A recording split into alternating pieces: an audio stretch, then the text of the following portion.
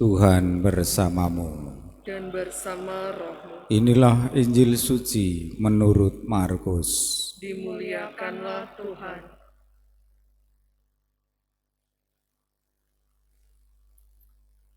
Pada suatu hari datanglah orang-orang Farisi dari Yerusalem dan berkata tentang Yesus, "Ia kerasukan Beelzebul."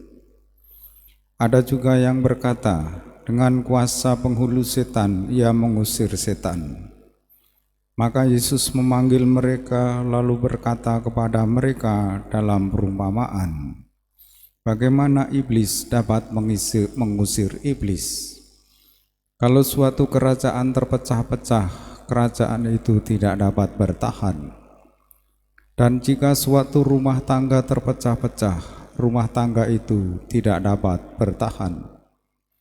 Demikianlah juga kalau iblis berontak melawan dirinya sendiri, kalau ia terbagi-bagi, ia tidak dapat bertahan, maka malahan sudah tamatlah riwayatnya. Camkanlah, tidak seorang pun dapat datang memasuki rumah seorang yang kuat untuk merampas harta bendanya, kecuali kalau ia mengikat lebih dahulu orang yang kuat itu. Lalu barulah ia dapat merampok rumah itu. Aku berkata kepadamu, sungguh semua dosa dan hujat anak-anak manusia akan diampuni, ya semua hujat yang mereka ucapkan. Tetapi apabila seseorang menghujat Roh Kudus, ia tidak akan mendapat ampun untuk selama-lamanya, sebab dosa yang dilakukannya adalah dosa yang kekal. Yesus berkata demikian karena mereka bilang bahwa ia kerasukan roh jahat.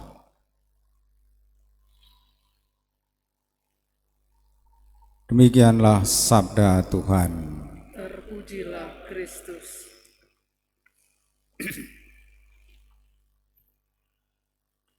Saudara-saudari yang terkasih, kodrat manusia adalah hidup lalu pada akhirnya mati. Kodrat itu tidak dapat dihindari. Yesus juga mengalami kematian, tetapi Yesus menang atas maut, maka ia hidup. Karena kita mengimani Yesus, peristiwa kematian juga akan membuat kita mengalami hidup yang baru.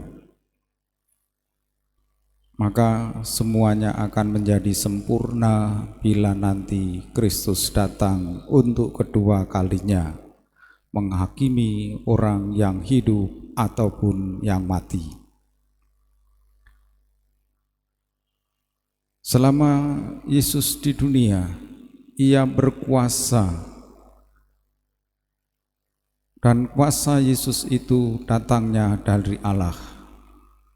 Karena jelas-jelas Yesus menyembuhkan orang yang sakit, memberi makan kepada yang lapar, dan membebaskan orang dari penderitaan. Tetapi bagi orang yang tidak suka, kuasa Yesus dituduh dari Beelzebul, dari penghulu setan. Salah satu ciri setan adalah menebarkan perpecahan, menebarkan kebencian, dan perpecahan itu membuat kuasa setan menjadi nyata. Kita sebagai orang beriman harus menjadi orang yang kuat agar kita tidak dirampas oleh kuasa setan. Dan setan itu bisa juga berwujud manusia, sering menghujat sesamanya, menghujat Allah sendiri. Dan kalau kita menghujat Allah, menghujat Roh Kudus, maka dosa kita tidak diampuni. Itu adalah dosa yang kekal. Mari kita terbuka kepada Roh Kudus, agar kita bisa mengalahkan kuasa setan dan mengakui Yesus sebagai penyelamat yang sudah menang atas kematian. Dengan begitu, kita mengalami berkat dan perlindungan Tuhan dalam perjalanan kita menuju surga, menuju Bapa. Kita satukan doa-doa kita bersama persembahan di altar.